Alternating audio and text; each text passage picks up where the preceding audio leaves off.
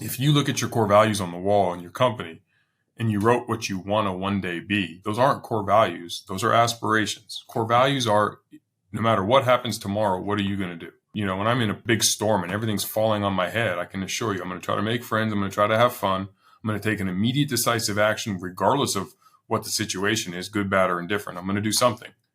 And then I'm going to Kaizen my way to do it. And then as I'm doing that, I'm going to be ready to change if it's the wrong thing or I need to adapt.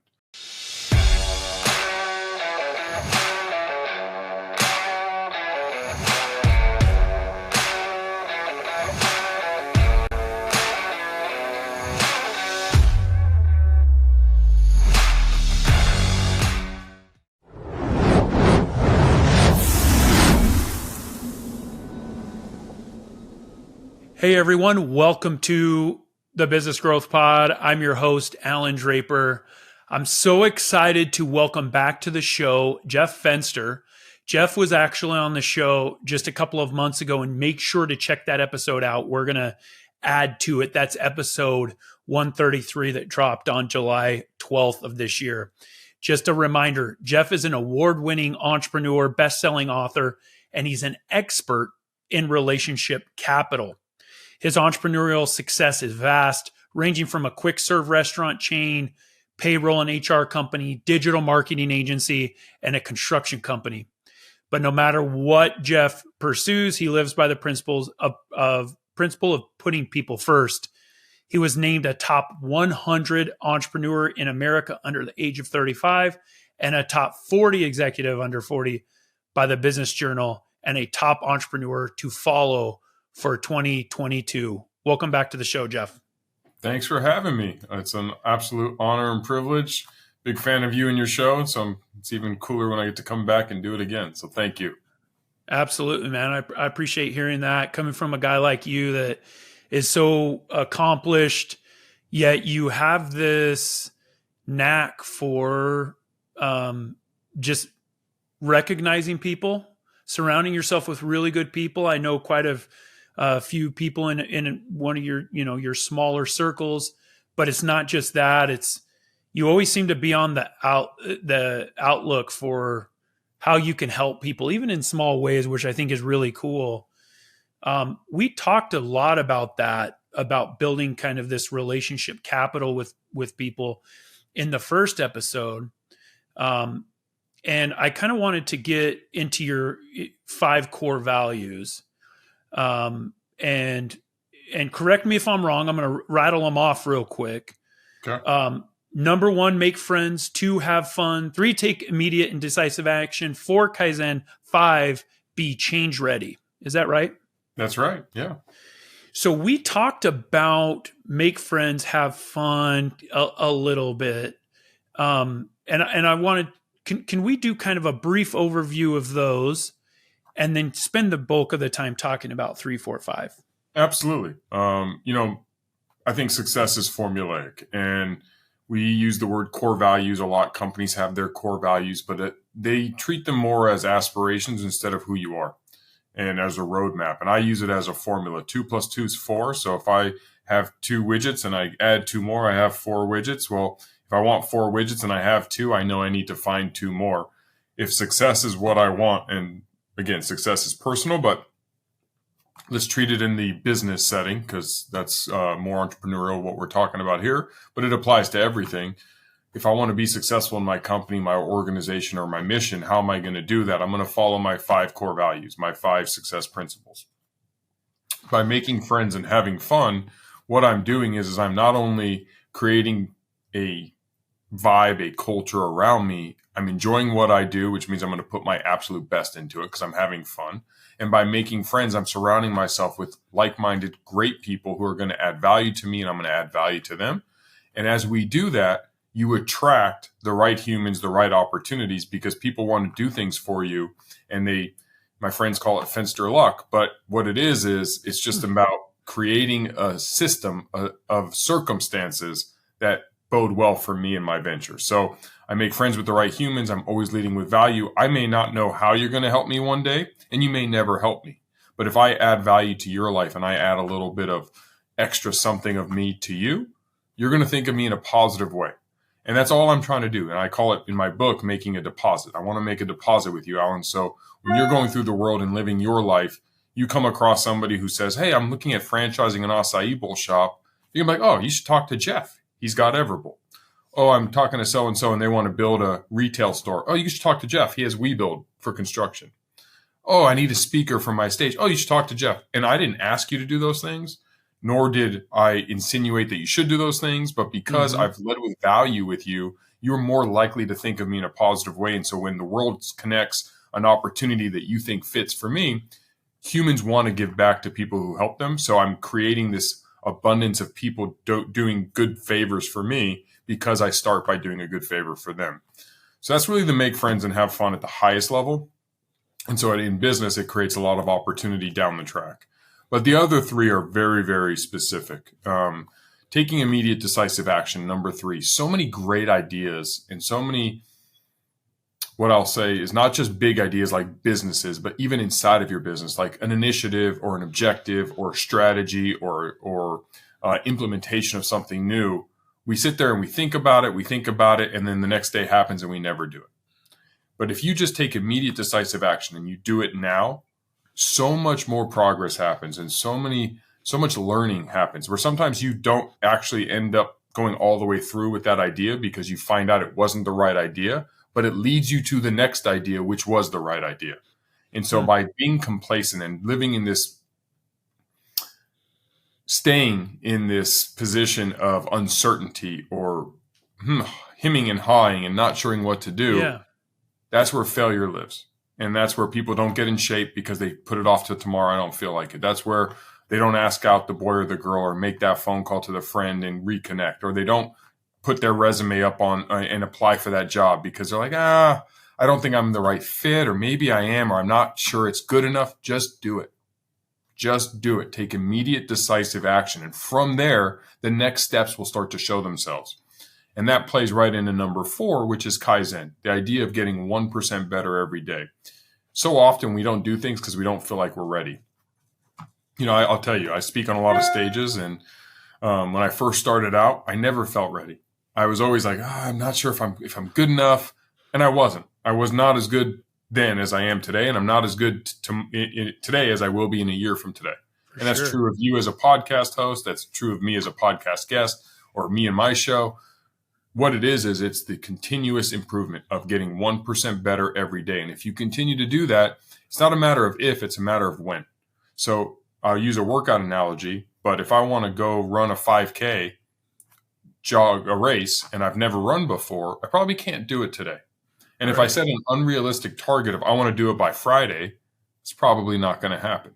But if I get out there and today I put on my gym clothes and I watch Netflix, I can do that. And if tomorrow I put on my gym clothes and I walk or run to my mailbox, I can do that. And the next day I put on my gym clothes and I walk or run to the next door neighbor's mailbox, I can do that. And as I do that every single day, and I continuously get one mailbox further or 1% better, over the course of time, eventually I'm going to be at a 5K. And that's true in all things, whether you're learning a new language, whether you're learning a new skill, whether you're polishing up your speaking capabilities, your content writing, your social media. I just launched my own podcast. It's a few episodes in, and through that, I launched my first YouTube channel. And, awesome. I'm cherishing every new subscriber. As of as of us recording this, I'm at like 470 subscribers. That's very awesome. Small number, but I'm excited because I'm just like, hey, tomorrow, can I get 4 new subscribers? Like, that's my goal. It's not 1,000. If I get 1,000, I'll cheer. I'll be happy. But can I get 4? And that's an obtainable goal. Can we create content to help bring 4 new humans over to the Jeff Fenster channel, right? And if we do that tomorrow and we keep getting 1% better, in 5 years from today, I might have 1 million subscribers. Okay. Or I might not, but I'm going to be continuously improving. And that's the next piece. And then the 5th one is change ready. And this is where a lot of businesses die because we achieve a level of success. We hit that milestone of, hey, you know what? We were on to something. It's working. I love what I'm doing. And then we don't want to change. We want to stay doing what we've been doing. The problem is the only thing that is true is change. Times change. We age. People's parameters change. Competitors learn from you. Industries change. And the best example of this is Blockbuster, right? Blockbuster had complete control over the movie industry, and then the internet came, the digital era came, and they chose not to adapt and pivot. They weren't change ready, and they died, and Netflix came. And we know so many companies like this. And if you look back to all your favorites, very few companies can last the test of time because they fail to adapt, pivot, and change. And so as you're moving through your initiatives, whatever those goals are, whatever those targets you're aiming towards, if you make friends, if you have fun, if you take immediate decisive action, and then you Kaizen your way to success, and then once you've reached success, you always have the perspective of, I'm willing to reinvent myself. I'm willing to change and adapt. The person I was yesterday is not equipped to survive in tomorrow's world. Tomorrow's world needs a new version of me, and I need to be willing to change. And so if you use those principles, success will happen. And I always say it's not a matter of if, it's a matter of when. Where we kind of feel like we fail is because we put an arbitrary deadline on it, like next Friday, 2 weeks from today, I need to make $1 million next month. That's hard to do if you don't have it set up. But if you want to be a millionaire, you can become a millionaire if you follow a success formula. So you should define your own. If you don't have one you like, use mine until you create your own. Yeah, I love it, man. So many thoughts, like at each level. Let's start at number 5 and kind of work backward a little bit. I think it's interesting that you mentioned Blockbuster. I was in college working for a video rental store like a year or two before Netflix happened. A lot of people don't know with Netflix that they went to Blockbuster and pitched their idea and just got ultimately shut down because of exactly what you were talking about. They were not change ready. And it's just funny how times change. I'm from Oregon. I grew up in Oregon, and there's still one, fun fact, there's still one Blockbuster that exists, and it's in Bend, Oregon, but it's more of a, people like to go there just because it's the last Blockbuster in this sad story. But it's interesting because I was just talking with somebody about how the most successful people, they don't just allow or accept change. They embrace it and they love it. And I think it's because when things change, whether it's the economy, whether it's with a product, we were talking about AI specifically, when things change, it immediately creates this opportunity for growth. It creates this niche where you can jump in. So that's awesome. Though I'll just add that the reason people fear change is because they don't have a formula to thrive again. They feel like, I got this and I can't repeat it, so I don't want to do it again. I almost feel lucky to have done it the first time. But when you realize how you got there, you can do it again. And if you just reapply the principles, if I'm Blockbuster and Netflix comes and we're digitizing and I have all this brick and mortar all around the country, all around the world, and there's this upstart, I either acquire them or I don't. But let's say I don't. Okay, you know what? We need to figure out how to digitize our business. So let's start making friends with the right organizations and groups to digitize. Who can we attract to come onto the team to digitize all of our library of videos and create this? I mean, most people may not remember, but Netflix actually started by mailing out DVDs. It wasn't digital at first. That's right. Yeah. And then you sent them back. That was when they went to Blockbuster and tried to get them to buy them. Exactly. But through that process, by making friends and having fun, Blockbuster could have recruited the right talent to bring them into the digital era. And then they could have Kaizen taken immediate action and started it because they should have. Then they could have Kaizen their way through it. And then today it would probably still be Blockbuster, not Netflix, because it was such a household name. Everybody knew what Blockbuster was. You talked about Kaizen and applying it to this idea of getting to the point where you're working out regularly, moving your body regularly. And I read a book once that talked about how you have to clear the path when you have new objectives. And in this book, it used the same analogy. And the author was suggesting that when you want to start a workout routine, a lot of times people they'll go to the gym, they'll go hard, haven't been for 6 months, a year, or ever. They'll go hard for an hour and a half. Then they'll be sore and it'll be tough for them to get back. And he's like, if you want to start a new routine, go to the gym. Do not allow yourself to be there for more than a couple of minutes, people are like, dude, I'm going to go to the gym. Like it's going to take me 15 minutes to get there. I have to get dressed. It's like, absolutely not. The first time you go to the gym, you go for 2 minutes. You walk on the treadmill for 2 minutes. Then the next day you go through that same routine again. You go for 3 minutes, 5 minutes, whatever. You work your way up. And I think there's a lot of power in that concept, Jeff. Well, there is, because you're wind stacking, right? And that's the next piece. We fall off because we haven't built a formula. Like right now, I'm doing a personal exercise challenge. A friend of mine challenged me to work out. It's a certain heart rate and it's cumulative. So I have to have a minimum heart rate for over 20 minutes a day. And we wear a tracker so he can see each other. And it's not 20 minutes total. It's 20 minutes cumulative. So it could take me 24 minutes. It could take me 32 minutes. It's based on how aggressive I get my heart rate up to this level. And I'm on day 81. And I can tell you, there's been so many days that I've not wanted to do this. Now at day 81, I'm pretty confident I'm going to do day 82. Like nothing's going to stop me. But those first 30, 40 days, as I was building that habit, to that whole point, I needed to see the wins. I needed to win stack my way there. My wife had to force me to do it. Literally, she'd be like, go do it. And I didn't want to. Like, I'm just tired. My body, come on. I mean, it's 28 straight days. I'm exhausted, right? And I'm going through the same issues everyone goes through. My brain is telling me all the reasons I shouldn't do it. I didn't feel up to it. Oh, no one's going to know. You know what? I did 28 days. That was really good. I was starting to pat myself on the back for a good mission accomplished. But realistically, what I needed to do was win stack. I needed to continue to stack wins and show myself that whether I'm tired, whether I didn't sleep good, whether I had a stressful day at work or a busy day, or I had to travel, or I just, wanted to hang out with my family and friends and I didn't want to do it. When I still do it anyway, I've now created this connection from outside influence does not dictate whether or not I achieve this result. I achieve this result regardless of circumstance. And I built enough wins of doing that. And I stacked them to the point where now I'm pretty confident I'm going to get to 100 days and 150 days, and we'll see how long it goes. But that win stacking is so critical in that process of Kaizen, and that 1% allows you to get a win.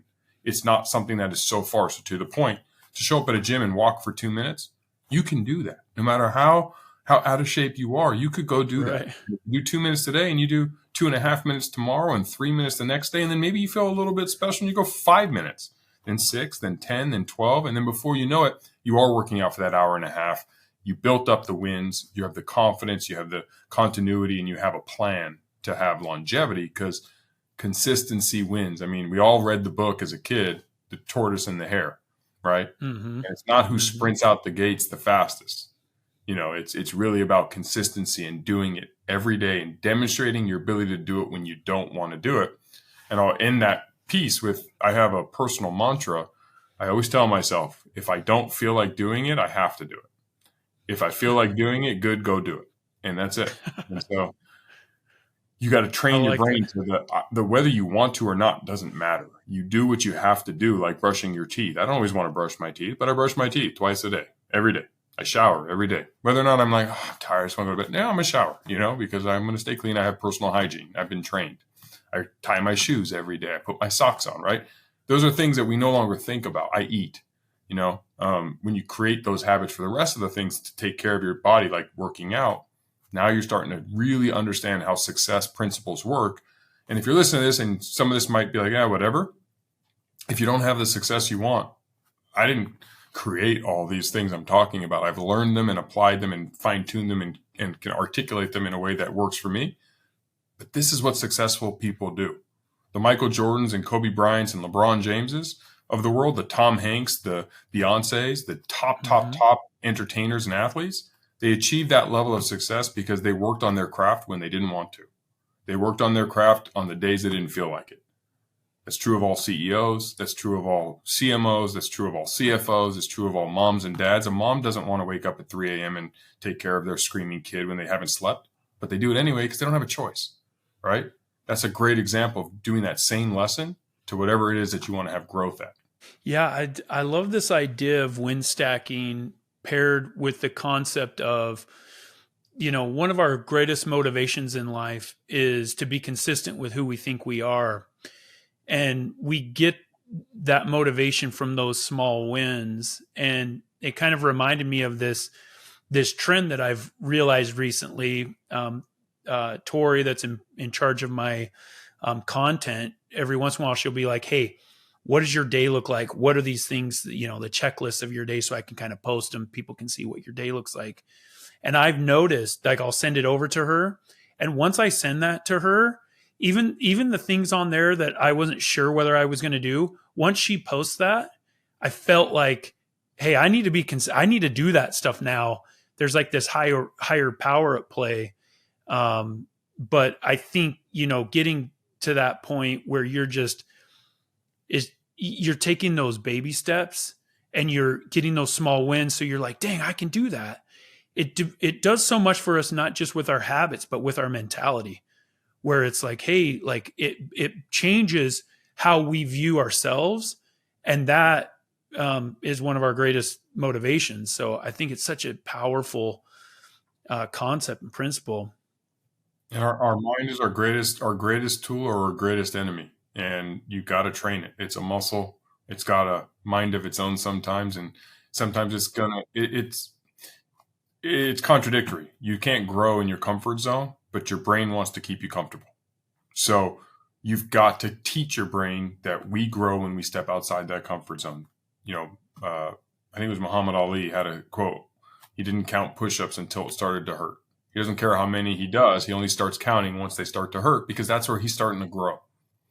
And it's true with all things. If you can only read for 6 pages right now before you start thinking about other things, then read 6 pages.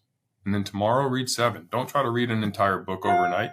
Yes, it's a great goal. You should have those aspirations, but that's not a success formula. And that's, again, what I'm talking about with core values. If you look at your core values on the wall in your company and you wrote what you want to one day be, those aren't core values. Those are aspirations. Core values are, no matter what happens tomorrow, what are you going to do?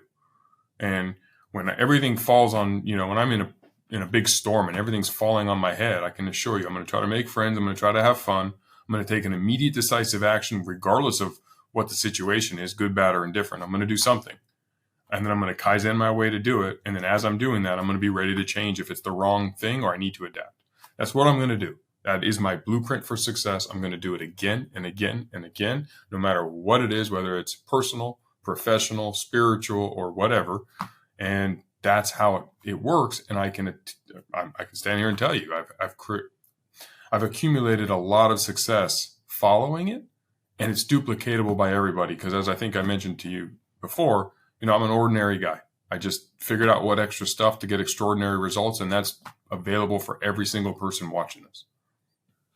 I think, having those values is such an important thing, such an important part of success, because the values don't change depending on the scenario, the thing that you're focused on, your goal, relationships. Those things are eternal, right? When we have values like that, it's not something that changes with the economy.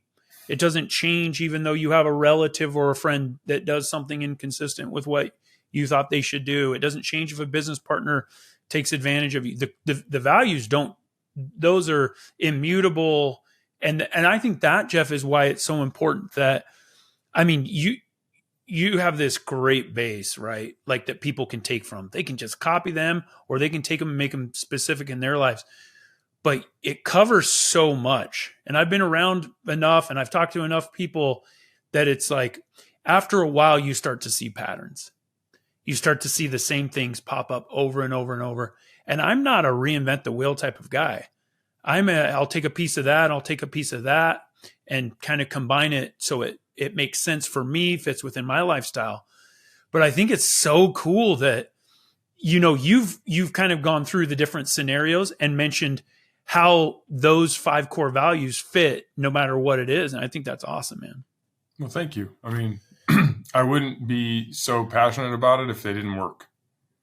And that's just what I try to teach my kids. It's what I try to emulate for my friends and my peer groups. That, to your point, look, do people still screw me over? Sure. Do I still have days where I don't achieve all 5 of those perfectly and I'm having a bad day and I'm not making friends or having fun? Yes. Do I have self-doubt where sometimes I need to be pushed to take immediate decisive action? Absolutely. No one's perfect. It's Kaizen. I'm still going to get 1% better, or aim to get 1% better every day. Doesn't always happen, but that's the intention. And you don't make or break your success in a day or in a moment, right? So you want to keep your bad moments to minutes and moments, and make your good opportunities days, weeks, and months and years.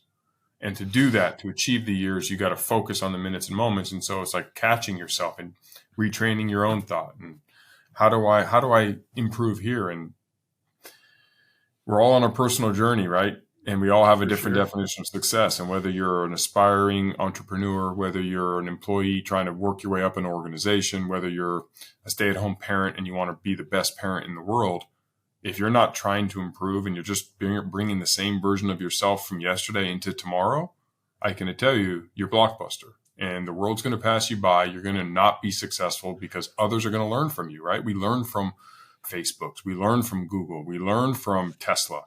Look at all the electric car companies now coming out with new electric cars to try to beat Tesla. So what does Tesla do? They adapt. They're focusing on charging networks.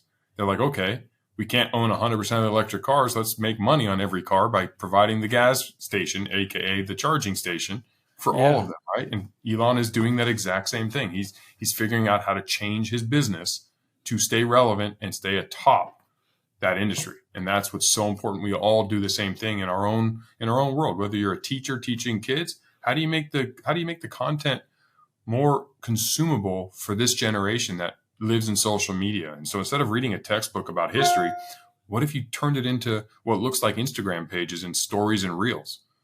I guarantee you these kids would learn it way more. They would be more engaged because they understand how to consume information in 15 to 30 second tranches of reels. They don't read the way we did when we were, in the 80s and 90s. And so we're not doing that. And I see that in my own kids' curriculum. But that's the whole thing, is they're trying to do what worked yesterday, tomorrow, and it just does not work. You mentioned, the emotions of life, how there's highs and lows. And I was able to meet this guy they call the Iron Cowboy. And I don't know if you're familiar with him. I know him well. We sponsored when he did his 100 triathlon or 100 Ironman in 100 days. Everbull was one of his sponsors, and we fed him. That's incredible. So I ran into him after he did for the people that don't know, what kind of put him on the map was that he did 50 Ironman triathlons in 50 days in 50 different states.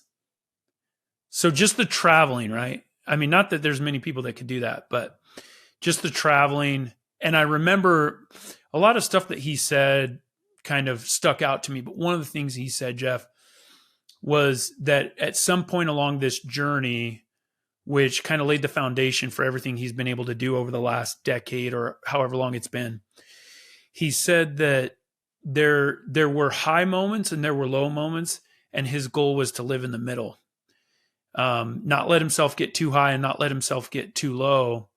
And I think when we have a set of core values, we have a set of principles, I think that allows us to do that, where it's, hey, I'm going to pat myself on the back. I'm going to talk, very positively to myself. But these are the things that don't change. When you first got started, surely you ran into hurdles. There were issues that came up.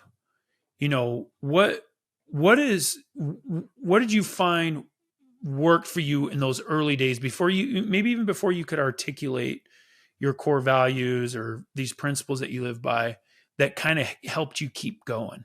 That's a great question.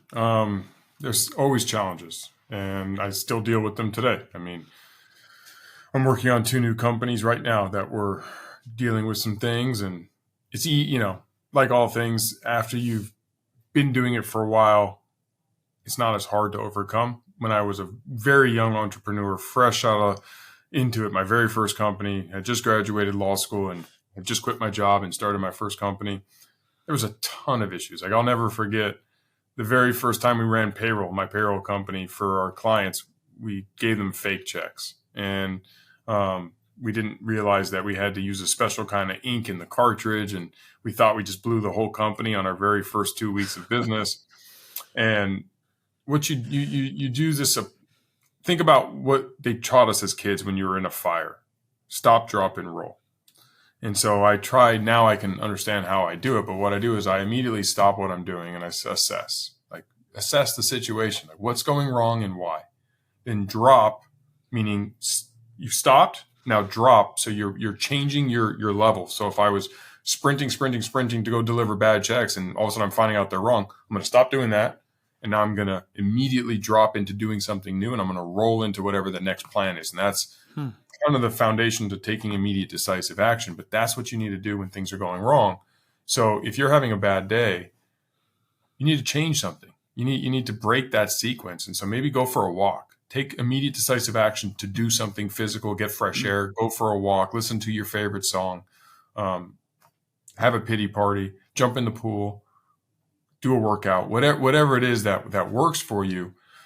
In business, for me, what keeps me going is my why is bigger than my what. So I don't care what I do today. I'm willing to do a bunch of things I don't want to do. Like, I don't have to want to do something or like to do it. Like, I've removed that as a requirement. And that's where a lot of us are stuck. For us to work out, we have to feel like it. We have to want to. Yeah. For us to read that book, we're going to have to feel like it. Like, oh, I have to be engaged. I have to be ready to sit down and listen to that. Instead, we watch Netflix, right? When you remove, or you learn how to remove that requirement of you needing to want to, feel like it, etc., and you understand that you have to do it, it's like breathing. You have to improve. You have to, because you have a goal, and that goal is so crystal clear in your mind, whatever it is. I want to learn this new language. I have to read the book. I have to take the videos. I have to. Want to is cool. If you want to do it, great. But when you remove the have to, or to feel like it to do it, all of a sudden, then those bad days, they just become part of that process. And then you understand that they are part of the process. You don't look forward to them, but you kind of start to, because you realize you can conquer that hill. So it almost becomes a conquerable challenge to say, you know what, when the world starts punching me in the face at work, watch what happens. I'm going to punch back, right? I'm going to overcome that. And you can kind of gamify it a little bit. Obviously, when financial stresses get thrown onto that, because you may or may not be able to make payroll, or you may or may not survive, nobody wants to gamify that. That's a serious situation. You have to just fight through it. So for me, it was literally, now I understand that I removed the necessity to feel like it or to want to as a byproduct or prerequisite to doing it. Love it, man. This has been fantastic. There's so much in here that for anybody that's starting a business, that's trying to build generational wealth for their families, it really starts with discovering your principles and changing how you view the world. And that's what I love about these principles that you live by. A lot of it is just how you view yourself, how you view the world. And that's just incredible place to start from. If people have questions about this, they want to learn more about what you're doing, Jeff, what's the best way for them to connect with you? You can obviously send me a message on Instagram or LinkedIn or Facebook or any social media platform at Fenster Jeff. My new podcast, The Jeff Fenster Show, brought to you by entrepreneur.com, is now live. So you can see it on any major platform, entrepreneur.com or YouTube. Trying to build that YouTube following. So if you're a YouTuber, come on, join us as we try to get 4 new subscribers today. And you can also send me an email, jeff@everbowl.com, or connect at jefffenster.com, or go to my website, jefffenster.com. And I look forward to connecting with all of you. Cool. Well, thanks for the conversation, Jeff. It's always enlightening. I look forward to the next one. Thank you so much for having me, Allan. It's like I said, it's an honor and privilege to come on your show again, and love what you're doing. Love the conversations you're having with guests besides me. I'm a big fan of you, and thank you for what you're bringing to the entrepreneurship community. All right. Appreciate that, brother. If you have enjoyed today's podcast, please leave us a rating. And for daily inspiration and business tips, follow Allan on Instagram. Until next time, remember, we build the future one entrepreneur at a time.